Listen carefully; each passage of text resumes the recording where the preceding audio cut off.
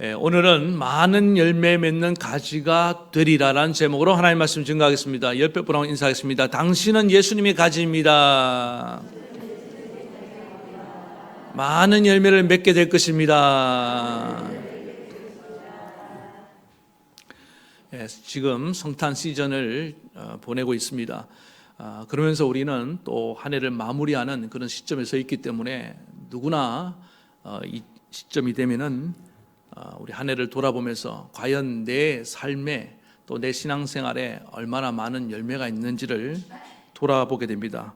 물론 어떤 분은 자기가 맺어놓은 그 열매들을 바라보면서 흐뭇해하는 분도 있겠지만은 대부분의 많은 사람들은 한 해 마음 먹었던 대로 열매를 거두지 못한 것에 대해서 또 후회하기도 하고 어떤 분들은 실망도 하는 분들이 있다고 생각합니다. 저도 올 한 해 돌아볼 때 계획했던 것들이 안 된 게 더 많습니다. 항상 매년 그랬어요. 그런데도 하나님이 또 함께 하신 은혜를 생각하면은 또 감사하는 마음이 있습니다. 이렇게 이제 열매하면은 우리가 떠오르는 우리 신앙생활을 정말 열심으로 하려는 분들은 꼭 이 말씀이 떠올라요. 누가복음 13장에 보면은 그 포도원 주인이 무화과나무를 심습니다. 저는 포도밭에 왜 무화과나무를 심는지 아직도 이해가 안 되는데, 아무튼 그 무화과나무를 이렇게 심어놓고 그 주인이 포도원 지기에게 하는 얘기가 있습니다. 무화과나무에서 열매를 얻지 못하니 내가 찍어버리리라.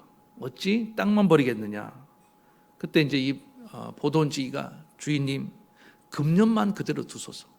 금년만 좀 참아 주십시오.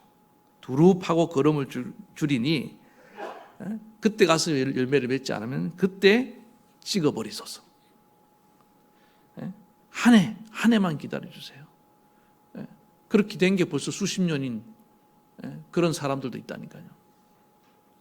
이 말씀을 들을 때마다 찔림은 있지만 또 여전히 나는 열매 없는 내 모습 바라보면서 탄식하고, 나는 혹시 버림받은 자가 아닌가, 주님이 날 찍어서 저 지옥불에다가 땔감으로 사용하는 거 아닌가, 혹시 이런 두려움 가운데 있는 분들이 있을지도 모른다는 생각을 하게 되었습니다. 근데 그거는 정말 아예 열매가 없을 때 얘기입니다. 1부 때도 제가 테스트를 해보니까 상당히 많은 분들이 열매가 없지는 않더라고요. 여러분, 예수님께 우리가 붙어 있으면은 반드시 작은 열매라도 맺게 되는 것을 믿으시기 바랍니다. 예를 들어 여러분, 구원에 관한 열매. 여러분들이 예수님이 나를 죄를 사하시고 나를 구원하신 것이 믿어집니까? 그 구원의 열매를 내가 맺고 있는 거예요. 또 주님 말씀에 순종하고자 하는 마음이 있습니까? 그 열매가 있는 거예요. 또 충성하고 싶은 마음, 또 누군가를 용서하지 않으면 안 되는 그런 부담감. 지금 제가 말하고 있는 것은 전혀 외적인 열매는 아닙니다. 내적인 열매를 지금 얘기하고 있는 겁니다. 그러니까 주님이 기대하는 열매하고 우리가 생각하는 열매가 너무 차이가 커요. 우리는 눈에 보이는 어떤 성과, 목회적으로 말씀드리면 전도를 몇 명 했느냐, 그 다음에 교회 예산이 얼마나 늘었느냐, 우리는 뭐든지 숫자와 수치화되는 데 익숙합니다. 그래서 눈에 보이는 가시적인 열매가 없으면 열매가 없다고 생각하는 거예요. 그러나 우리가 코로나 이 시국을 지나면서 우리가 뼈저리게 경험하는 게 뭡니까? 눈에 보이는 열매가 전부가 아니라는 것을 하나님은 보이지 않는 열매를 바라보는 시각을 가지라고 말씀하고 있는 겁니다. 보이지 않는 열매가 뭡니까? 그게 사랑이에요. 희락입니다. 기쁨입니다. 우리 안에 온유함입니다. 충성입니다. 절제하는 마음. 성령의 9가지 열매 중에 그 외적인 열매가 있나요? 다 우리 안에 맺어지는 것들입니다. 지금 당장 눈앞에 열매가 없어도 내가 정말 죽도록 주님께 충성했으면 그걸로 충분합니다. 저는 찬송가 597장 4절 그런 의미에서 너무 저는 귀하다고 생각합니다. 나는 일들이 하도 적어 큰 열매 눈앞에 안 베어도 주님께 죽도록 충성하면 생명의 면류관 얻으리라. 여기 보세요. 큰 열매 안 배워도 내가 주님께 충성하는 마음이 있었으면 주님은 그걸로 충분하다가, 전에도 말씀드렸지만은요, 그 미얀마에 선교사로 가서 7년 동안 정말 죽을 고생하면서 주님도 날 위해 죽으셨으니 나도 여기서 죽으리라, 그런 마음으로 선교 활동했지만은 7년 동안 전도해서 한 명 전도한 선교사님 계시다고 그랬잖아요. 아도니람 저드슨이라는 선교사님. 수도 없이 여기는 하나님 포기하신 땅이 아닌가, 접고 싶었어요. 선교 활동 중단하고 싶었다고요. 근데 하나님 아니야, 조금만 더 참아봐. 아마 아까 그 포도원지기 심정으로 주님 한 해만 더 참아주십시오. 내가 두릅하고 걸음을 줄 테니까. 그래 한 해 한 해 하던 것이 7년이 지났는데 7년 차에 딱 한 명 전도했다고요. 그게 외적으로 보면 실패죠. 아니 7년을 쏟아부었는데, 내 열정을 쏟아붓고 복음을 전했는데 한 명 전도했다니, 누가 봐도 그 실패라고 말할 수밖에 없죠. 그러나 하나님의 시각은 달랐습니다. 나는 그 외적인 열매 한 사람을 보는 것이 아니라 네가 얼마나 한결같은 마음으로 내 말에 순종하고 나를 따르고 충성하는지 나는 그걸 보았다는 거예요. 이 본질입니다. 우리가 일로 가야 된다는 거예요. 그렇게 해서 열매를 다시 평가해 보세요. 그래도 하나도 없다, 그럼 여러분 버리운 자입니다. 그건 이제 잘려나간 가지예요. 열매의 기준이 뭐냐? 주님과 나의 관계에서 내가 맺고 있는 열매가 작은 것이 있으면 우리는 붙어 있는 겁니다. 우린 저절로 열매를 못 맺어요. 너희가 나를 떠나서는 아무것도 할 수 없느니라. 우리가 주님을 떠나서 주님 없이 어떻게 우리가 충성할 수 있습니까? 원수를 사랑할 수 있습니까? 없어요. 우리가 어떻게 주님 말씀을 순종할 수 있습니까? 우리 힘으로 한 게 뭐가 있어요? 아무것도 없다고요. 그래서 우리는 어디 집중해야 되냐? 주님과 나의 관계를 통해서 맺는 내적인 열매에 집중해야 되라는 거예요. 오늘 주님은 말씀하십니다. 나는 참 포도나무요, 너희는 뭐다? 가지다. 하나님은 농부이시고. 붙어 있기만 하면은 작은 열매라도 맺게 된다는 거예요. 근데 붙어 있지 않는 가지는 절대로 열매를 맺을 수 없습니다.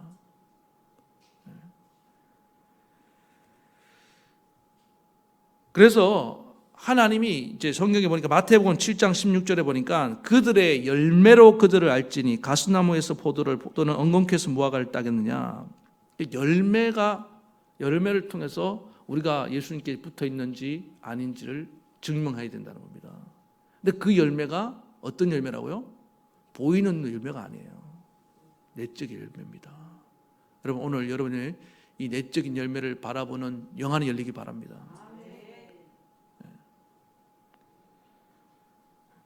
누군가를 정말 용서하려고 하는 마음이 있다, 용서가 되었다, 그러면 그 열매가 있는 거라니까요.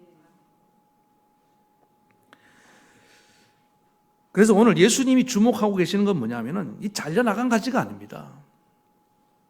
예수님은 붙어있는 가지를 주목하고 계시고, 오늘 보니까 그 열매 맺는 가지가 더 많은 열매를 맺게 하시는 것이 예수님이 원하시는 거예요. 열매를 아예 맺지 못하는 사람에게 무슨 기대를 하겠습니까? 잘려나간 가지는 소망이 없어요. 그건 나중에 여기 말한 것처럼 버리우고 말라서 뗄감으로 사용하지 아무 소용이 없습니다. 여러분 가운데 혹시 잘려진 가지가 있다고 한다면은 얼른 예수님께 접붙임 받으길 바랍니다. 붙어야 돼요. 이 이스라엘 백성들도 원래는 하나님께 이제 접붙임 받은 가지였죠. 근데 온 가지를 하나님이 잘라내 버렸잖아요. 왜 잘라냈습니까? 굳어버려서 썩어버리니까, 죽어버리니까 잘라내 버린 거예요. 우리도 그럴 수는 있겠죠. 그러나 붙어 있고 열매가 있다고 하면 나 살아 있는 거예요. 아직 소망이 있습니다. 그런 가지에게 주시는 말씀으로 더 많은 열매를 맺게 원한다. 그래서 예수님이 오늘 반복적으로 붙어 있는 가지가 더 열매를 많이 맺는 비결은 하나입니다. 하나. 예수 나의 안에 거하라, 나의 안에 거하라. 계속 예수님께서 오늘 거하라. 이 도대체 이게 무슨 뜻이냐? 이게 헬라 원어로는 메이나테, 이런 몰라도 됩니다. 이런 말은 메이나테라는 단어인데, 지난주에 제가 예수님이 이 땅에 오신 목적이 뭐라고 했습니까? 우리 가운데 장막을 치고 우리와 함께 살기에 오셨다고 말씀드렸잖아요. 그러니까 오늘은 우리 입장에서 말하는 거예요.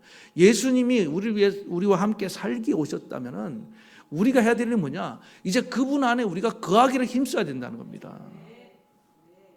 그럼 세상에 이 짝사랑만큼 힘든 게 없잖아요. 남편은 배우자로 할게 그냥 다를 수도 있으니까 한쪽 배우자는 막 같이 살기 원해. 검은 뿌리 팥뿌리 검은 머리 팥뿌리 하여튼 팥뿌리 될 때까지 우리 영원토록 같이 살자. 주로 어느 쪽이 얘기한지도 제가 알아요. 아는데 그냥 살자. 그런데 한쪽은 죽어도 싫다. 이제 그만 헤어지자. 그동안 살아줬으면 됐지. 그렇다고 생각해 보세요. 얼마나 서로 불행합니까? 예수님은 제가 보니까 죽자고 같이 살자고 오시는데 우리가 문제예요. 우리가. 예수님 우리와 함께 살기를 싫어한 적이 있다고 생각합니까? 싫어했으면 그 몸을 찢고 피 흘려 주셔서 우리를 덮어주셨겠습니까? 문제는 우리예요. 붙어 있는 게 싫은 거예요. 주님 안에 있는 것이 얼마나 이게 기쁘고 행복한지를 잘 몰라서 그런 겁니다. 주님으로 받는 은혜가 얼마나, 은혜 받아봤습니까? 은혜 받을 때보다 더 큰 기쁨이, 영광이 있던가요? 저는 아직까지 못 찾아봤습니다. 세상의 그 어떤 영광도 그 어떤 기쁨도 주님이 주시는 것과 비교할 수 없습니다. 그래서 머물러 있는 것 같아요. 어떻게 보면 머물러 있으라. 그러면은 그냥 열매는 저절로 맺힌다는 겁니다. 그럼 어떻게 머물러 있어야 되냐? 두 가지는. 하나는 뭐냐면 건강한 가지의식을 가지고 머물러 있으라는 겁니다. 가지의식. 우리는 가지라고 오늘 예수님께서 너희는 가지다, 너희는 가지다 이렇게 반복하고 있지 않습니까? 왜 이렇게 반복해 말씀하시냐면은 가지의식을 자꾸 잃어버린다는 겁니다. 우리가 주님께 접붙임받은 가지라는 의식을 자꾸 잃어버려요. 어떨 때는 떨어져 나간 가지 같아요. 또 더 심각한 그 생각이 뭐냐 하면은 우리가 원래 로마서의 표현에 의하면은 돌배나무나 돌감람나무에 붙어 있다가 우리 참 포도나무 예수님께 이렇게 접붙임된 가지지 않습니까? 그러니까 우리는 맨날 돌배나무 열매, 뭐 죄의 열매 이런 거 맺는 삶을 살았어요. 그랬다가 이 예수님께 접붙임 받게 되면서 전혀 다른 열매를 맺어야 되니까 이게 사실 불편하고 어색할 수 있다고 생각이 듭니다. 그러니까 이전에 나는 돌배나무인데 어쩌다가 나 여기 붙었지? 나는 돌감나무인데 그 죄의 열매를 맺던 게 너무 익숙한 거예요. 그리고 여전히 예수 믿으면서도 사실 어때요? 죄를 짓잖아요. 나는 안 되는가벼. 사람이 생긴 대로 살아야지. 응? 그러면서 자꾸 자기 의식을, 자기 존재를 대해서 어떻게 의식을 가지냐? 과거의 의식을 갖는 겁니다. 옛사람의 의식을. 그래서 주님이 뭐라고 말씀하십니까? 3절 보십시오. 3절. 너희는 내가 일러준 말로 이미 깨끗하여 졌으니. 여러분, 우리는 예수님의 십자가의 피로, 주님의 그 복음의 말씀으로 이미 깨끗함 받은 자인 걸 믿으시기 바랍니다. 주님이 십자가에서 우리를 이미 깨끗게 하셨습니다. 그의 피로 깨끗게 하셨어요. 그게 복음입니다. 이미 깨끗해진 자라는 것을 강조하고 있는 겁니다. 지금 이 깨끗해졌기 때문에 주님께 붙어졌다는 거예요. 고린도후서 5장 17절 더 나아가서 이렇게 말씀합니다. 그런즉 누구든지 그리스도 안에 있으면은 새로운 피조물이라, 새로운 가지래요. 이전 것은 지나갔으니 보라 새 것이 되었도다. 그러니까 새 가지 의식, 새 사람 의식, 항상 새 신분 의식, 이 의식으로 무장하지 않으면 우리는 계속 옛사람, 옛 가지, 옛날 생각, 옛날 과거의 망령에 사로잡혀서 우리는 넘어간다는 겁니다. 오늘 또 하나님 이 말씀을 주신 이유가 있는 것 같아요. 이 연말 보내면서 다시 이제 연말이 오면 반드시 뭐가 옵니까? 새날이 또 오잖아요. 새 출발할 준비를 해야 될 거 아닙니까? 새 사람 의식을 가지고 여러분 무장하시기 바랍니다. 예수님도 제자의 베드로의 발을 씻기면서 원래는 스승이 제자들 발을 씻길 수 없잖아요. 도리상. 그러니까 베드로가 주님 그럴 수는 없나이다. 내가 주님 발을 씻기면 씻기지 어떻게 주님이 내 발을 씻기십니까? 예수님께서 너무 거부하니까 내가 네 발을 씻기지 않으면은 넌 아무나와 상관이 없다. 아, 그래요? 그러면은 뭐 머리도 감겨주시고 손도 씻겨주시고 아예 목욕을 시켜주시죠. 예수님께서 그럴 수는 없다. 왜냐하면은 너는 이미 깨끗함을 받았느니라. 그러면서 이렇게 말씀하십니다. 이미 목욕한 자는 발밖에 씻을 필요가 없느니라. 온몸이 깨끗하니라. 이게 무슨 얘기입니까? 너 구원받았다는 얘기예요. 너 하나님의 자녀가 되었다는 겁니다. 우리 가시로 접붙여 붙어 있다는 얘기예요. 근데 열매가 작다고, 열매가 초라하다고, 나의 존재를 내가 부정하면 안 된다는 것입니다. 네? 여러분, 우리 자신을요, 누가 부정하는 게 아니에요. 내 스스로 나를 막 부정하는 겁니다. 어떤 목사님이 이렇게 목회를 하면서 제법이 아닌 아주 이제 교계를 떠들썩하게 할 정도로 목회를 잘하는 그런 목사님 소문이 났습니다. 그런데 어느 날 자기 고백을 합니다. 저는 열등감이 많은 목사입니다. 남들이 부러워할 만큼 목회적 어떤 성과를 거두었는데도 그렇게 말하는 거예요. 나는 죄책감이 많은 목사입니다. 저는 늘 좌절감에 시달립니다. 남들은 이해를 할 수 없는 겁니다. 여러분, 우리나라에서 열등감이 제일 많은 학생들이 누군지 아세요? 서울대 다니는 학생들이에요. 조사 결과로 나온 겁니다. 아예 삼류대학, 죄송합니다. 대학을 그렇게 평가하면 안 되는데, 지방대 이렇게 잘 모르는 대학 다니는 친구들은 별로 그런 열등감이 없어요, 그냥. 그런데 왜 그런 우리나라 최고 학부를 다니는 학생들에게 그 열등감이 있냐고요. 남들은 부러워하는 학교를 다니면서. 그러니까 외적인 성공이 내적인 행복을 보장해 주지 않는다는 거잖아요. 지금 많은 현대인들의 고민이 거기있습니다. 지금 너무 열심히 살아서 살 만큼 어느 정도 이상이 갖췄어요.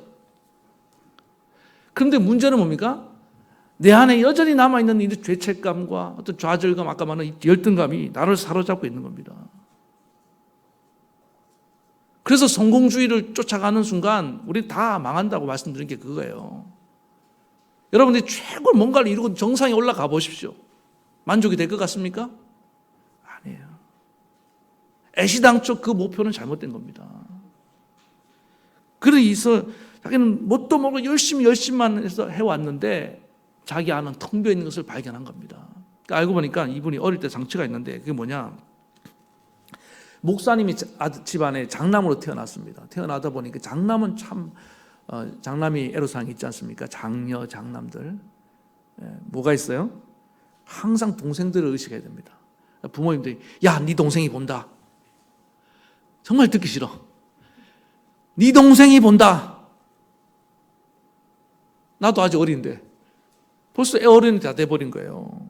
항상 참아야 되고 양보해야 되고 실수하면 안 되고 공부도 잘해야 되고 모범생이어야 되고 감정 표현도 마음대로 못하고. 그리고 어릴 때 자기 사진을 보니까 다 사진이 어떻게 나와 있냐면 자기가 인상을 찌그리고 아주 찡그린 사진으로 나와 있다는 겁니다. 그 어린 천진난만한 나이에 한 마음껏 웃어본 적이 없는 거예요. 부모님 기대에 부응하기 위해서 열심히만 했지. 착하게만 살아왔지. 모범적으로 살아야 되는 강박감염 들려가고. 그러니까 그런 사람이 또 잘 됩니다. 사람도 인정해 주잖아요. 이 목사님도 이렇게 먹고 성공을 거두었는데 자기는 늘 행복하지 않는 거예요. 그러다가 어느 날 기도하는 가운데 주님이 그러시더라는 거예요. 너 계속 그려놓고 있는 것은 그거 겸손 아니야. 너 그거 불신앙이야. 잘못 우리가 입력된 대로 우리 자신을 계속 그렇게 눌러놓고 있는 것은 그건 하나님이 원하신 게 아닙니다. 죄책감이 뭡니까? 죄의식에 눌려있는 거 아니에요. 여러분, 죄의식을 가지는 건 건강한 겁니다. 뭘 잘못하고 잘못한지 모르면 그것도 안 돼요. 그러나 계속 나는 죄인이야 자기를 누르는 것도 그것도 불신앙이에요. 우리는 하나님 존귀한 자인 거 믿습니까? 그런데 이 목사님은 그렇게 성공하고도 열등감을 가지는 거예요. 스스로 하나님이 보실 때 나는 정말 소중한 존재라는 의식이 없기 때문에 그런 겁니다. 그래서 하나님 말씀하시더란 거예요. 너를 좀 존귀한 자로, 너를 좀 내가 너를 깨끗게 만들었으니 깨끗한 자로 너 스스로를 용납하고 받아들여라. 어떤 사람이요, 길을 가는데 복면을 쓴 강도를 딱 만났답니다. 깜짝 놀랐어요. 그래 도대체 이 인간이 누군가? 용기를 내서 그 사람 복면을 딱 벗겨버렸답니다. 이번에 더 놀랐대요. 보니까 자기 자신이더래요. 이거 지어낸 얘기 같은데 너무 의미 깊지 않습니까? 의미심장하지 않습니까? 사람들이 다 자기 인생을 자기가 가로막고 있는 겁니다. 자의식. 우리 누구입니까? 우리 예수님의 은혜로 구원받은 자들 맞습니까? 우리 하나님의 존귀한 자들 맞습니까? 하나님 우리 죄를 사하신 깨끗함을 받은 거룩한 자들입니다. 성도라고 불렀잖아요. 세인트, 성도다.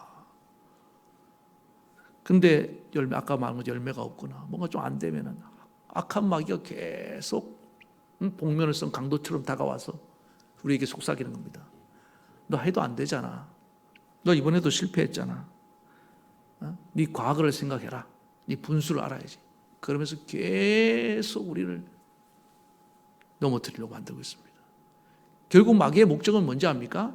떨어져 나가게 만드는. 그렇게 해서 하나님에 대해서 마음이 굳어지게 만들고 은혜를 받지 못하고 있다 보면 자연스럽게 떨어져 나갈 거 아닙니까? 그때 우리는 담대하게 외쳐야 됩니다. 아니야. 나는 예수님이 나를 깨끗게 하셨어. 나는 하나님의 존귀한 자야. 그러고 나갈 수 있게 바라겠습니다. 언제든지 마귀의 말을 속지 마세요. 마귀는요, 자기가 말했다고 얘기하지 않아요. 사람들이 그렇게 말해. 또 이렇게 얘기해요. 너 스스로도 그렇게 생각하잖아. 그렇게 얘기합니다. 하나님도 아마 더 나아가서 하나님도 그렇게 생각할걸? 와, 한장가겠어요. 하나님 그렇게 말하신 적이 없는데. 속지 마시기 바랍니다. 그래서 우리는 누가 뭐래도 이미 깨끗함을 받았다. 물론 아직 완성된 건 아닙니다. 그래서 그 다음 단계로 나아가야 되는데, 그 다음 단계는 뭐냐면 머물라고 할 때는 예수님과의 교제 안에서 머물라는 뜻입니다. 뭐 이건 설명 안 해도 알겠지만 가지가 열매를 맺으려면 어떻게 됩니까? 위로부터의 양분과 아래부터의 이 수분이 잘 교차가 돼야 됩니다. 밑에서 뿌리로부터 물 흡수하고 무기물 잘 흡수하고 태양을 받아서 광합성 양분 있잖아요. 뭐 이런 것들이 자꾸 왔다 갔다 하다가 어느 날 때가 돼서 열매가 이렇게 또로롱 하고 맺혀지는 거잖아요. 교류입니다. 교제. 그러면 사람과 사람과의 교제는 뭐로 이루어지냐? 여러분, 하나님과 우리의 교제는 뭐로 이루어진다고 생각합니까? 여러분, 인격적인 존재만 할 수 있는 교제의 수단이 뭐냐면 대화입니다.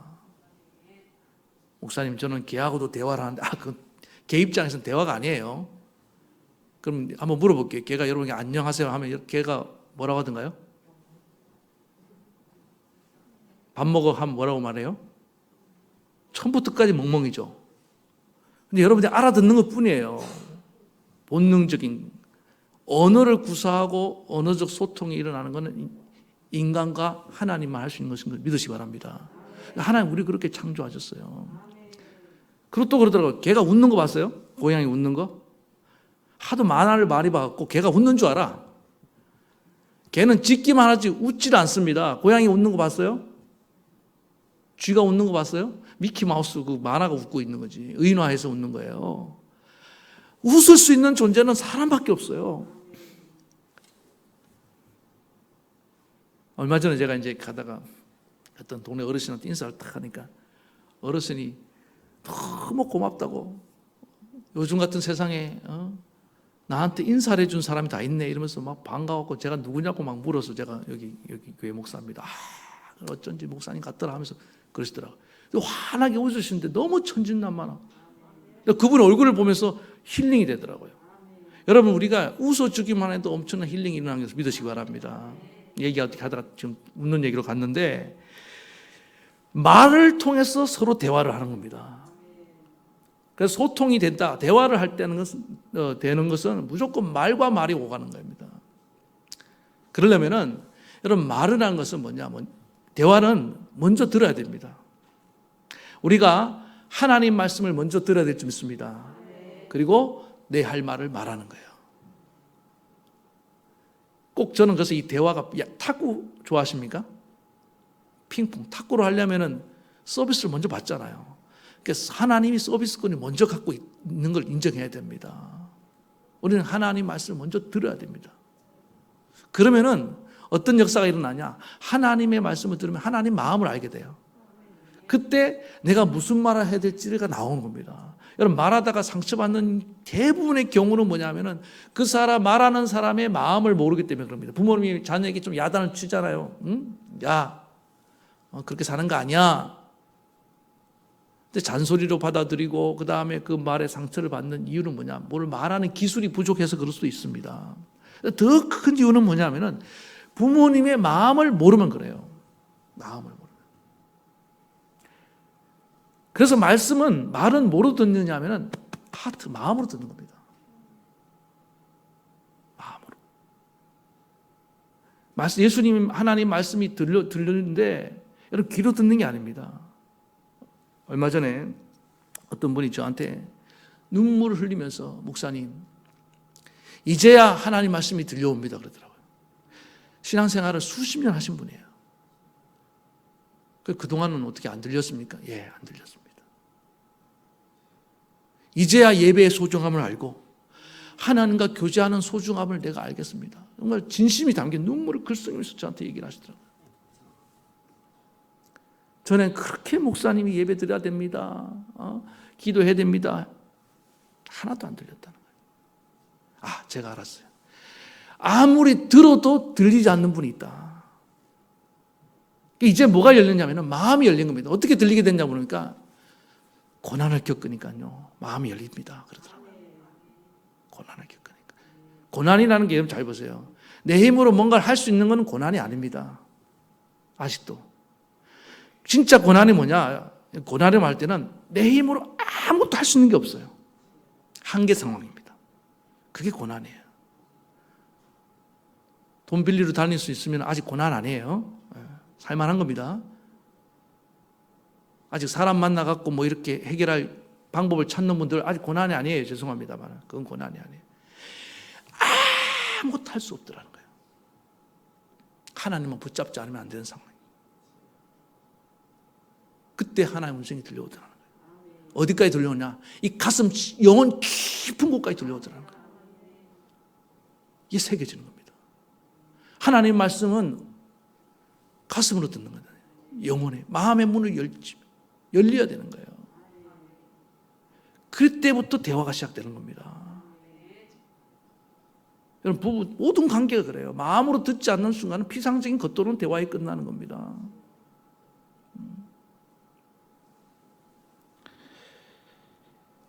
그래서 C.S. 루이스는 고난은 우리를 향한 하나님의 메가폰, 확성기다고 얘기했습니다.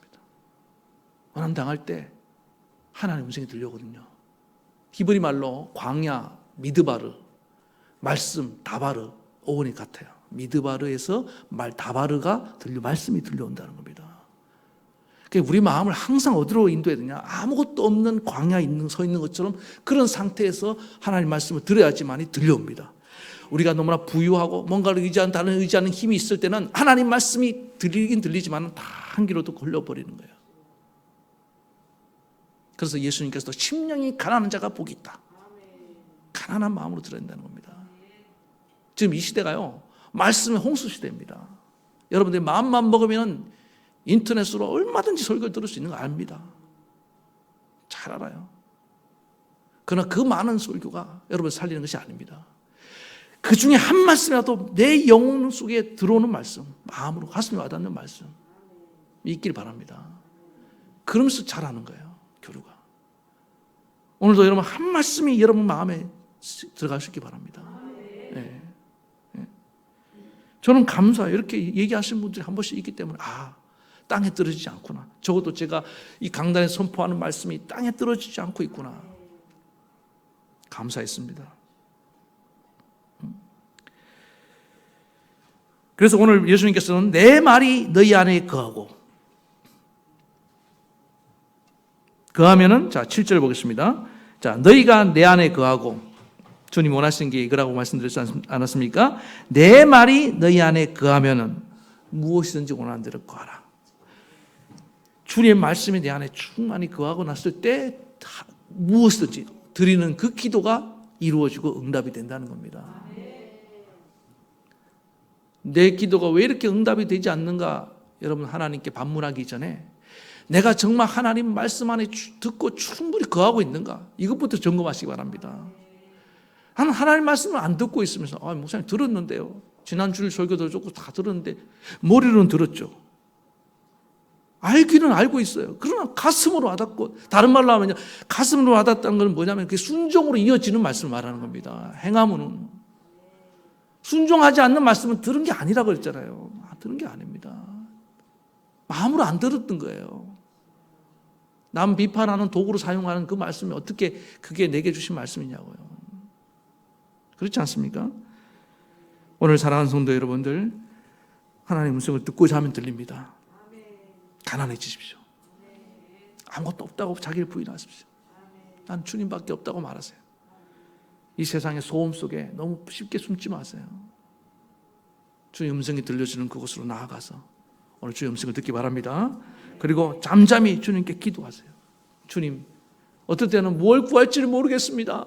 그럴 때 있잖아요. 어떤 분 그래요. 목사님, 난 뭘 기도할지도 모르겠습니다. 그 상태로 나아가세요. 하나님, 나는 무엇을 구할지를 모르겠습니다. 그러면 성령이 오셔서 로마서 8장 26절 말씀처럼 성령이 이와 같이 우리의 연약함을 도우사 우리가 마땅히 기도할 바를 알지 못하나 성령이 말할 수 없는 탄식으로 우리를 위해서 간구하시느니라. 이 기도가 나와야 되는 겁니다. 기도도 안 된다 막 억지로 하려 하지 마세요.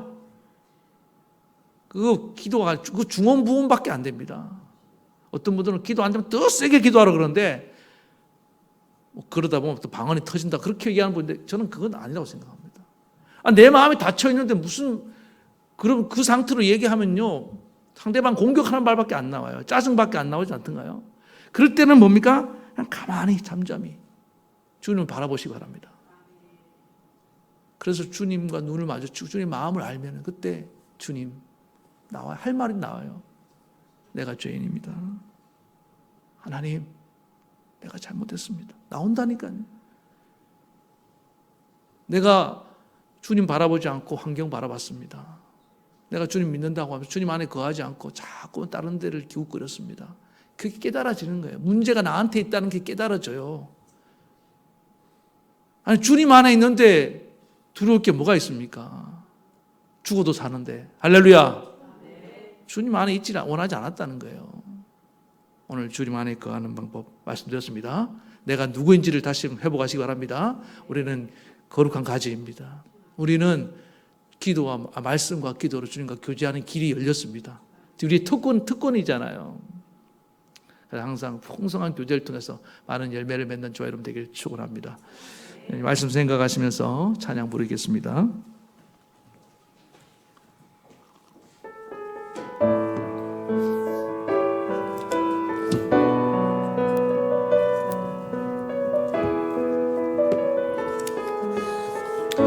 나의 안에 거하라 나의 안에 거하라 나는 내 하나님이니 모든 환난 가운데 너를 지키는 자라 두려워하지 말라 내가 널 도와주리니 놀라지 말라 내 손 잡아주리라 내가 너를 지명하여 불렀나니 너는 내 것이라 내 것이라 너의 하나님이라 내가 너를 보배롭고 존귀하게 여기노라 너를 사랑하는데요. 우리 한 번 더 합시다. 나의 안에 거하라 나의 안에 거하라 나는 내 하나님이니 모든 환난 가운데 너를 지키는 자라 두려워하지 말라 내가 널 도와주리니 놀라지 말라 내 손 잡아주리라. 내가 너를 지명하여 불렀나니 너는 내 것이 내 것이라 내 것이라 너의 하나님이라. 내가 너를 보배롭고 존귀하게 여기노라.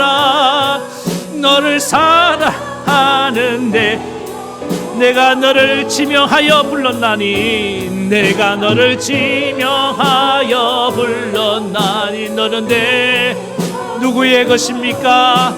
내 것이라 너의 하나님이라. 내가 너를 보배롭고 존귀하게 여기노라. 너를 사랑하는데 너를 사랑하는데 여호와라. 너를 사랑하는데 여호와라. 여러분, 사랑하는 성도 여러분, 잠시 동안 고개 숙였습니다. 우리가 누구입니까? 우리는 이미 주의 말씀으로 그의 보혈로 깨끗해진 자입니다. 아무리 저 악한 마귀가 사람들을 빙자해서 속삭여 평가라고 하면서 속삭여도 우리는 하나님의 거룩한 자녀가 맞습니다. 존귀한 자녀입니다. 우리 붙어 있잖아요. 그럼 열매를 맺을 수 있습니다. 이 의식으로 무장하세요. 나 스스로 나를 부정하지 않으면 누구도 부정할 수 없습니다. 나를 길을 막는 자가 내가 아닌지 돌아보고, 하나님, 저 마귀에게 속아서 내가 이런 부정적인 생각을 했습니다. 내가 얼마나 소중한 자이고 의로운 자이고 거룩한 자이고 이걸 알지 못하고 쉽게 넘어질 때가 많았습니다. 주님, 다시 정신을 차리게 도와주시고, 우리가 두려워할 분은 오직 하나님 한 분밖에 없음을 알고 하나님, 주님 안에 거하기를 힘쓰게 도와주시옵소서. 그리고 그 말씀입니다. 말씀이 내 영혼 깊숙이 들려오지 않았어요. 듣기는 들었죠. 얼마나 많이 들었습니까? 그러나 그 분처럼 수십 년을 들었지만은 그때 그 목사님이 그렇게 얘기했지만 들리지 않았던 말씀, 이제야 들린다고 합니다. 여러분, 광야로 가야 됩니다.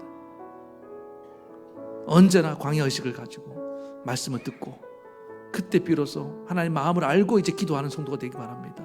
무엇이든지 이루게 되는 거예요. 그래서 말씀과 기도로 정말 예수님과 날마다 교제가 다시 회복될 수 있도록, 그래서 하나님 결국에 주님 원하시는 많은 열매를 맺는 그 영광스러운 제자가 되게 도와달라고 우리 이 시간에 간절히 기도할 때 우리 주님 한번 부르고 기도하겠습니다. 주님 한번 우리 간절히 부르고 기도하며 나아가시겠습니다. 주여, 하나님 아버지, 오늘 이 시간에 주님의 이름조차 부르기가 힘든 분이 있습니까? 너무나 눌려 있어서 죄책감에 눌려 있고 하나님 열등감에 눌려 있고 좌절감에 눌려서 오늘 하나님의 이름조차 부를 수 없을 정도로 지금 낙심하고 있는 분이 있습니까? 절망하고 있는 분이 있습니까? 오늘 주님 말씀하십니다. 내가 너를 사랑한다. 너도 소중한 나의 자녀다. 내가 너를 나의 아들의 피로 거룩케 하였느니라. 나의 말씀으로 너를 거룩케 하였느니라. 이것을 부인하는 것은 겸손함이 아니라 너는 그건 불신앙이라고 말씀하십니다. 주님이 깨끗하게 하셨는데 누가 우리를 더럽게 할 수 있겠습니까? 오직 믿지 않는 나 자신이 나 자신을 더럽게 하고 나 자신이 힘들게 만드는 뿐인 것을 알게 도와주시고, 하나님, 나의 불신앙을 용서하시옵소서. 이제 하나님, 내가 누군지를 정확하게 알고 쉽게 죄에 물들지 아니하고 쉽게 낙심하지 않고 살아가기를 원합니다. 하나님, 나는 정말 하나님이 거룩하게 만드신 존귀한 가지입니다. 참 포도나무의 열매를 맺을 수밖에 없는 이제 가지입니다. 내 과거는 중요한 것이 아닙니다. 이미 주님은 내 과거를 다 결별하고 나를 새로운 사람으로 불러주셨습니다. 새 사람이 되었습니다. 오 하나님, 이 새 가지 의식을 다시금 가지고 나아갈 수 있는 우리 성도들 되게 도와주시고, 어제의 말씀과 기도 안에 머무는 자들 되게 도와주시옵소서. 하나님, 말씀이 내 영혼 깊숙이 내 가슴 심금을 울리며 다가오기 원합니다. 그동안 하나님 마음의 문이 닫힌 채로 하나님 말씀을 들었지만 그 말씀은 여전히 아버지 하나님 내 귓가에 맴돌다가 사라질 공허한 외침일 뿐이었습니다. 아버지 하나님, 나는 길가와 밖과 같이 하나님 말씀이 전혀 내 마음속에 들어지 못할 때가 많았습니다. 하나님, 오늘 사랑하는 우리 성도들 간절히 기도하오니 우리 하나님께서 저들의 마음의 문을 열어주시고, 아버지 하나님, 저들이 하나 정말 말씀과 기도로 하나 되는 삶을 살아갈 수 있도록 주님 은혜를 베풀어 주시옵소서. 예수님의 이름으로 기도합니다. 아멘. 하나님 아버지, 감사합니다. 오늘 우리가 다시금 이 새로운 가지라는 의식을 가지고 주님 안에 잘 머물러 있게 도와주시고, 또 하나님 말씀을 마음으로 받고 하나님 마음을 알고 기도함으로 말미암아 또 이 말씀과 기도의 진정한 교제를 통해서 열매를 맺어가는 성도들이 다 되게 도와주시옵소서. 하나님 원하시는 그 내적인 풍성한 열매를 맺는 우리 성도들이 되게 도와주시옵소서. 예수님 이름으로 기도합니다. 아픈 데 손을 얹기 바랍니다. 주님, 이 시간에 주님의 약속을 따라 손을 얹고 기도합니다. 병든 자에게 손을 얹은즉 나으리라. 우리의 손이 아닙니다. 내 안에 계신 주님의 손입니다. 주님 어루만 주시고 주님 치료해 주시옵소서. 이 자리에 없지만은 좀 멀리 있는 또 우리 자녀들, 우리 가족들을 위해서 기도합니다. 주님, 오늘 이 시간에 그를 불쌍히 여겨 주시옵소서. 품어 주시옵소서. 주님의 치료하는 광선을 비추어 주셔서 깨끗함을 얻고 주님께 영광 돌리게 하시옵소서. 오 하나님, 영원토록 주님 안에 머무는 자들 되게 하시옵소서. 예수님의 이름으로 감사하며 기도하옵나이다. 아멘. 이제는 우리 주 예수 그리스도의 크신 은혜와 하나님 아버지의 만극하신 사랑하심과 성령의 감동감화 교통 위로의 역사하심이 주님 안에서 영원토록 머물며 주님 기뻐하는 열매를 풍성히 맺으며 살기를 원하는 사랑하는 모든 성도들 머리머리 위에, 저들의 가정과 자녀와 생업과 이 나라 이 민족 위에까지 영원토록 함께하옵시기를 간절히 축원하옵나이다. 아멘.